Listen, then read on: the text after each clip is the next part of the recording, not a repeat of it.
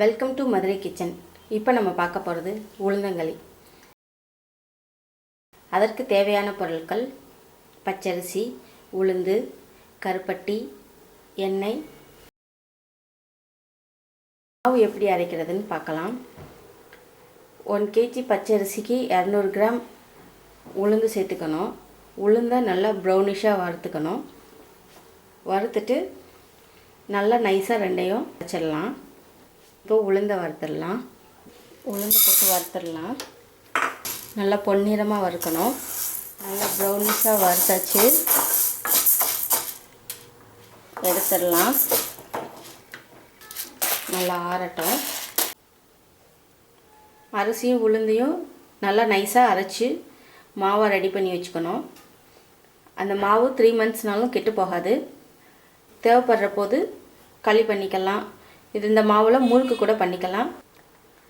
மாவு ரெடி பண்ணியாச்சு. அதில் ஒரு 150 கிராம் மாவு நான் எடுத்திருக்கேன். மாவு எந்த கப்பில் எடுத்துருக்கோமோ அந்த கப் அளவுக்கு தண்ணி 3 கப் இல்லாட்டி 2.5 கப் எடுத்துக்கோங்க. 2.5 கப் தண்ணி அளந்து வச்சுருக்கேன். அதை ஊற்றிடலாம். அதுலேயே கருப்பட்டி போட்டுடலாம்.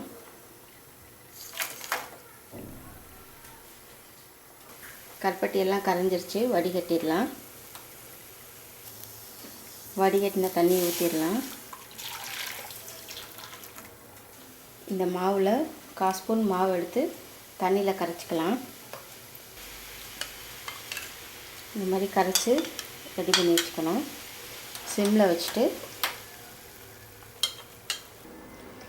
இந்த மாவை ஊற்றிடுங்க. ஃபஸ்ட்டு கரைச்சி வச்ச மாவை ஊற்றிட்டு இந்த மாவையும் அப்படியே கொஞ்சம் கொஞ்சமாக சேர்த்துருங்க.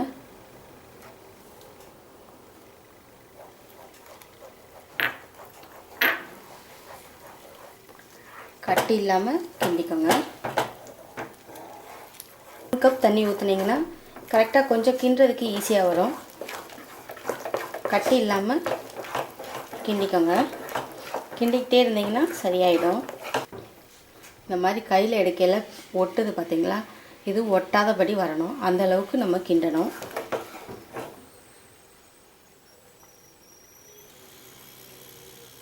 நல்லெண்ணெய் தான் சேர்த்துக்கணும். இன்னொரு டீஸ்பூன் கூட சேர்த்துக்கலான்னு.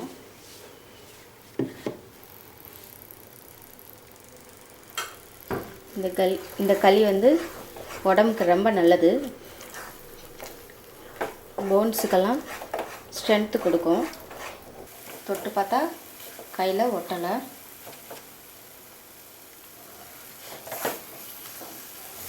நல்லா அல்வா மாதிரி ஆயிடுச்சு. சும்மா கொஞ்சமாக எண்ணெய் ஊற்றிக்கோங்க. இந்த அளவுக்கு எண்ணெய் ஊற்றினா போதும். களியை உள்ளே எடுத்து போட்டுருங்க. போட்டு ரொட்டேட் பண்ணுங்கள். இந்த மாதிரி ரொட்டேட் பண்ணுங்கள். பால் மாதிரி வந்துடும். இது சூட்லேயே பண்ணணும். உளுந்தங்களி ரெடி. செஞ்சு பாருங்கள். உங்கள் கமெண்ட் சொல்லுங்கள். தேங்க்யூ.